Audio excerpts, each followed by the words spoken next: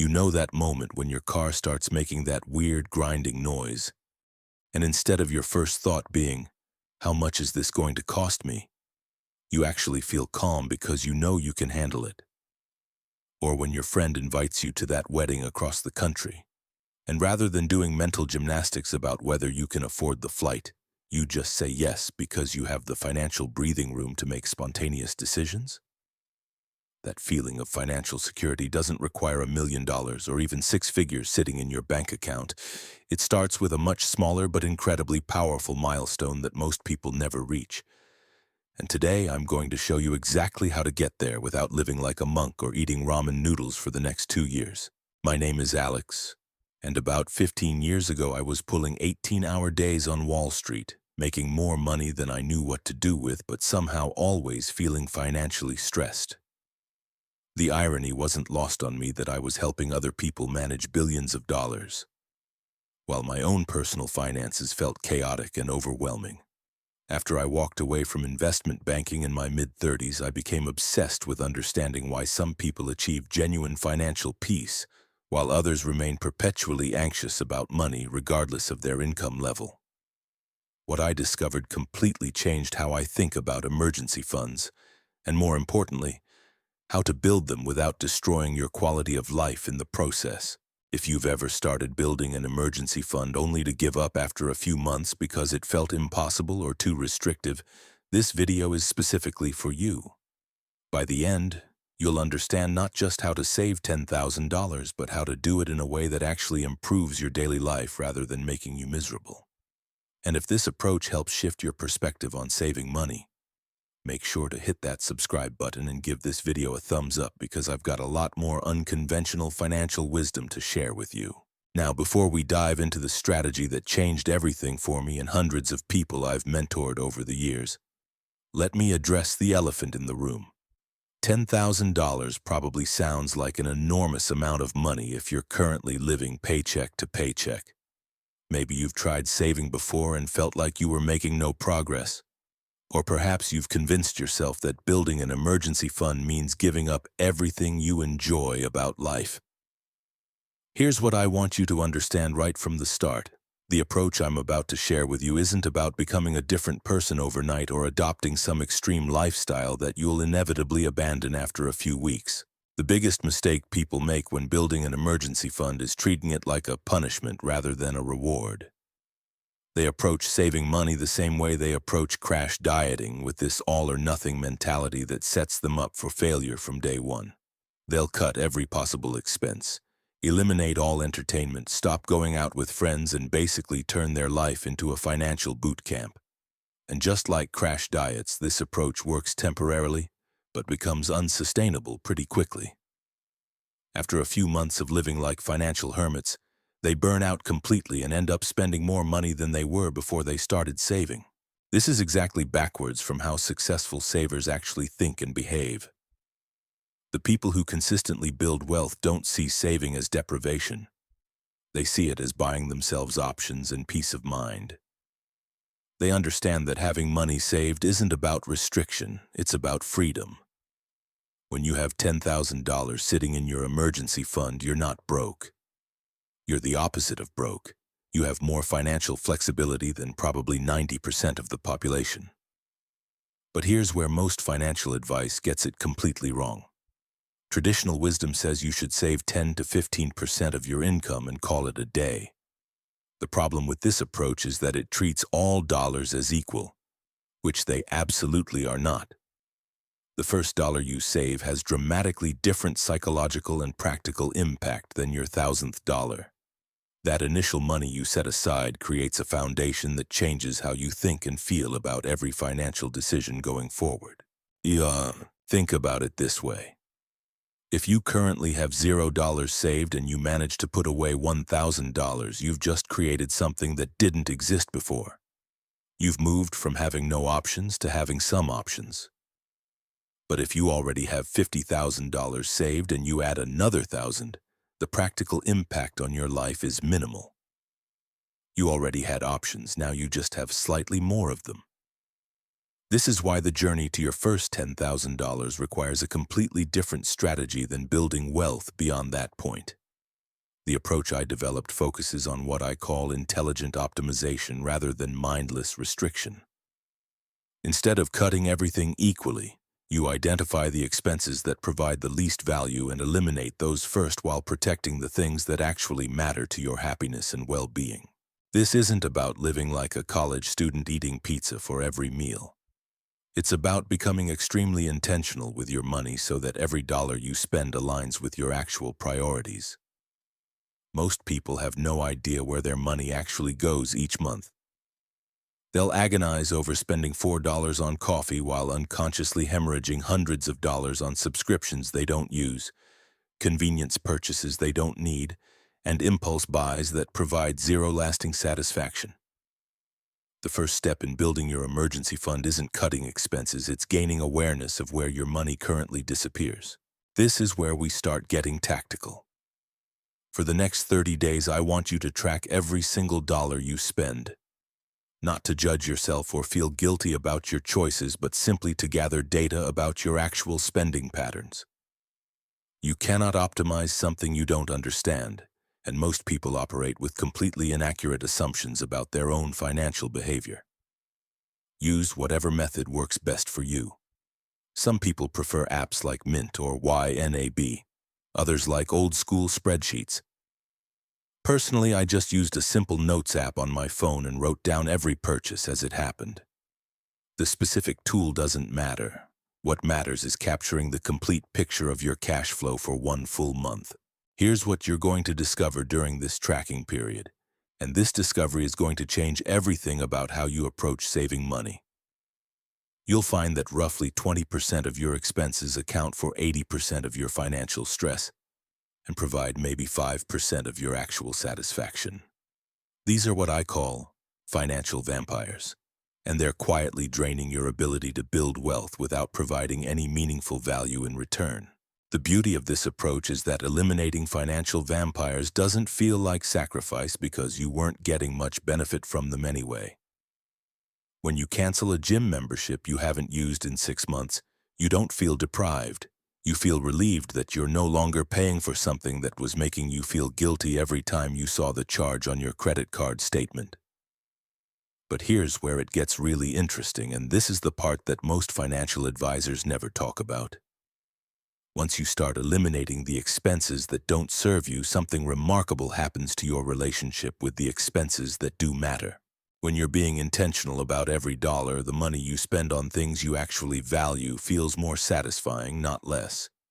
That dinner out with friends becomes more enjoyable because you know it fits within your carefully considered budget. That vacation feels more relaxing because you planned for it and saved for it deliberately rather than just hoping your credit card could handle it. This psychological shift is crucial because it means you're not just building an emergency fund, you're simultaneously improving your quality of life. You're becoming more conscious about what actually brings you happiness and fulfillment, and you're eliminating the financial noise that was preventing you from focusing on those things. Now, during this 30-day tracking period, you're also going to make another discovery that's going to blow your mind. You'll realize that building an emergency fund isn't actually about the money itself. It's about building the identity of someone who has money saved.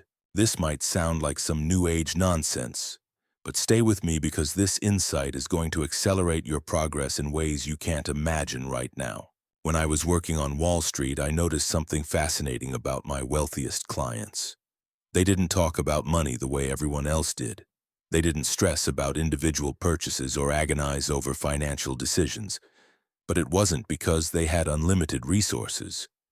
Many of them had started with very modest incomes and built their wealth slowly over decades. The difference was in how they saw themselves in relationship to money. People who successfully build emergency funds think of themselves as savers first and spenders second. This identity shift happens gradually, but once it clicks, everything becomes easier. When you see yourself as someone who saves money, you start noticing opportunities to reduce expenses that you never saw before. You become more creative about finding additional income sources. Most importantly, you stop fighting against your savings goals because saving money becomes part of who you are rather than something you're forcing yourself to do. Here's how this identity shift actually happens in practice. During your tracking month, you're going to start noticing patterns in your spending that you never recognized before. Maybe you'll realize that you spend $60 every weekend on random convenience store purchases that you completely forget about by Monday. Or perhaps you'll discover that your monthly subscription services add up to more than your grocery budget, and half of them are for platforms you haven't used in months. These realizations don't feel like criticism when you approach them with curiosity rather than judgment. Instead of thinking, "I'm terrible with money," you start thinking, "That's interesting. I wonder why I'm spending money on things I don't actually want or use." This shift from self-judgment to self-awareness is absolutely critical because shame is the enemy of sustainable change. Once you complete your tracking month, you're ready for what I call the financial vampire audit. This is where we identify the top 5 to 10 expenses that are providing the least value in your life and eliminate them systematically. But here's the key: we're not just cutting expenses randomly. We're being strategic about preserving the things that genuinely matter to your happiness while ruthlessly eliminating everything else. The financial vampire audit starts with a simple question for each expense. On a scale of 1 to 10, how much genuine satisfaction or value does this provide in my life? Be honest about this. That premium cable package you never watch doesn't get points just because it seemed like a good idea when you signed up 2 years ago. That gym membership doesn't count as valuable if you haven't been there since New Year's resolution season. Anything that scores below a 7 gets put on the chopping block immediately. These are your financial vampires, and they've been quietly preventing you from building wealth without providing any meaningful benefit in return. Canceling these expenses won't make your life worse. It will make it better because you'll no longer have the background stress of paying for things you don't use or value. But here's where most people make a critical mistake. They take the money they free up from cutting expenses and just let it disappear into their general spending. Maybe they buy slightly more expensive groceries or treat themselves to a few extra dinners out, and suddenly all that progress vanishes. The money was there, but it never made it to the emergency fund because they didn't have a system for capturing it. This is why successful savers automate their progress rather than relying on willpower. The moment you cancel a subscription or eliminate an expense, you set up an automatic transfer of that exact amount into your emergency fund. If you were spending $40 per month on a service you never used, you immediately redirect that $40 into savings. Your lifestyle doesn't change because you weren't getting any benefit from that expense anyway, but now that money is working for your future instead of disappearing into the financial ether. The psychological impact of this approach is incredible because you start seeing immediate progress without feeling any deprivation. Every financial vampire you eliminate creates instant momentum in your emergency fund. Within the first few weeks, you might already have several $100s saved without changing anything about the expenses you actually care about. Now here's where things get really exciting, and this is the part that transforms people from occasional savers into wealth-building machines. Once you've eliminated the obvious financial vampires, you start looking for what I call optimization opportunities. These aren't expenses you cut completely, but rather expenses you can meet more efficiently without sacrificing the underlying value. Maybe you discover you're spending $300 per month eating lunch out during workdays. The value you're getting isn't just the food, it's the convenience and the social time with colleagues. So instead of eliminating lunch entirely, you find ways to get the same benefits for less money. Perhaps you start bringing lunch from home 3 days per week and only eating out twice. You've just freed up roughly $120 per month while maintaining most of the convenience and social benefits you were seeking. Or maybe you realize you're spending $200 monthly on entertainment subscriptions across Netflix, Hulu, HBO, Disney+, Amazon Prime, Spotify, and 3 other services you forgot you had.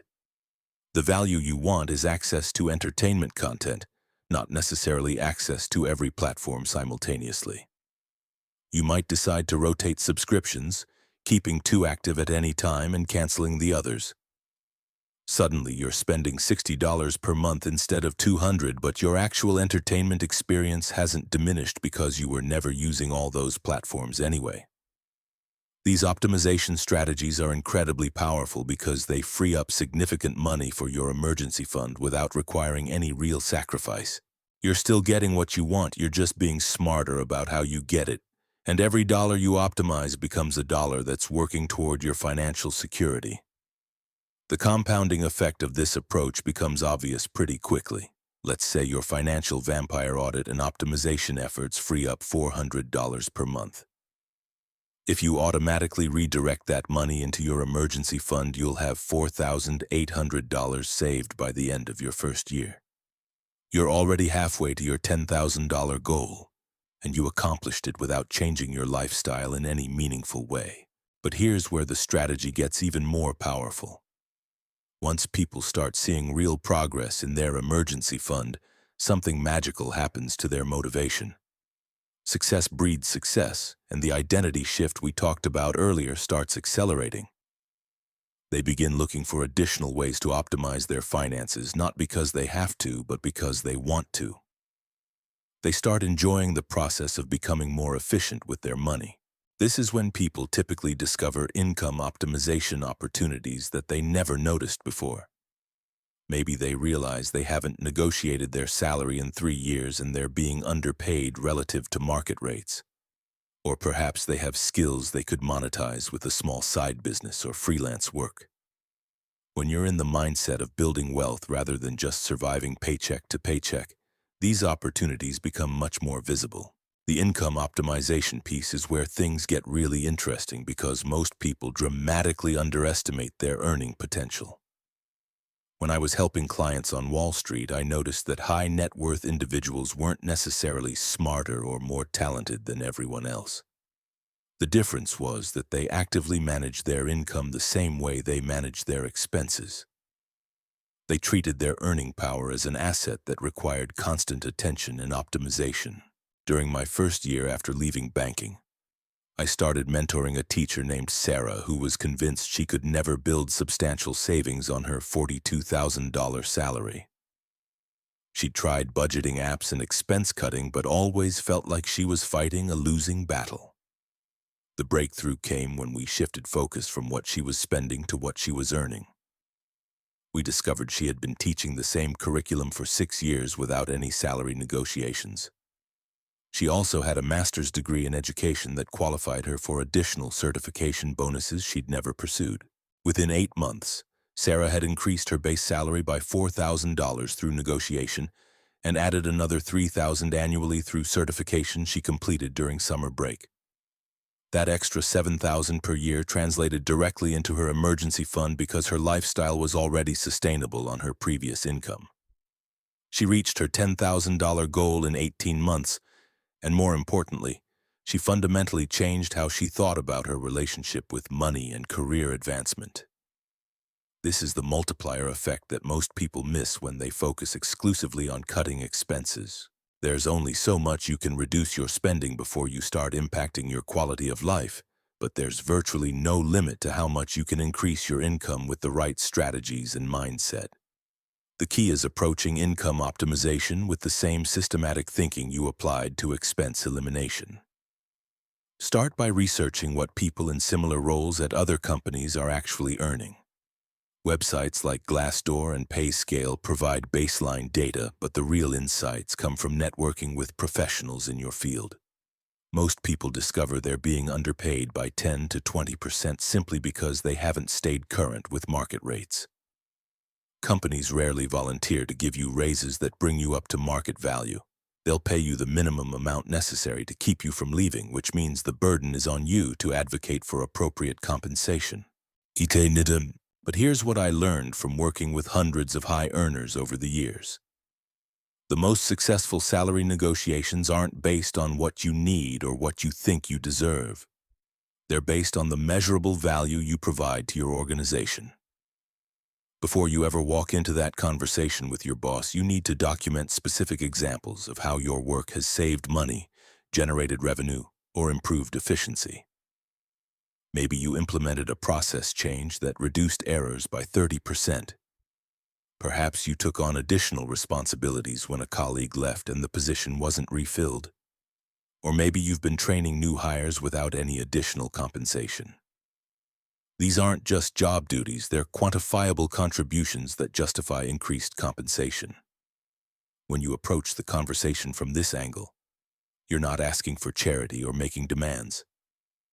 You're presenting a business case for why investing more in your compensation makes financial sense for the company. The same strategic thinking applies to developing additional income streams. The goal isn't to work yourself to death with multiple jobs. It's to identify ways to monetize skills and knowledge you already possess. When I left Wall Street, I initially thought my investment banking experience was only valuable in traditional finance roles. But as I started mentoring people, I realized that my understanding of financial analysis and deal structure was incredibly useful for small business owners who needed help evaluating expansion opportunities or partnership agreements. This realization led to a consulting practice that generated an additional $15,000 to $20,000 annually, working maybe 10 hours per week. The income wasn't life-changing by itself, but when combined with expense optimization, it accelerated my wealth-building timeline significantly. More importantly, it reinforced the identity shift we talked about earlier.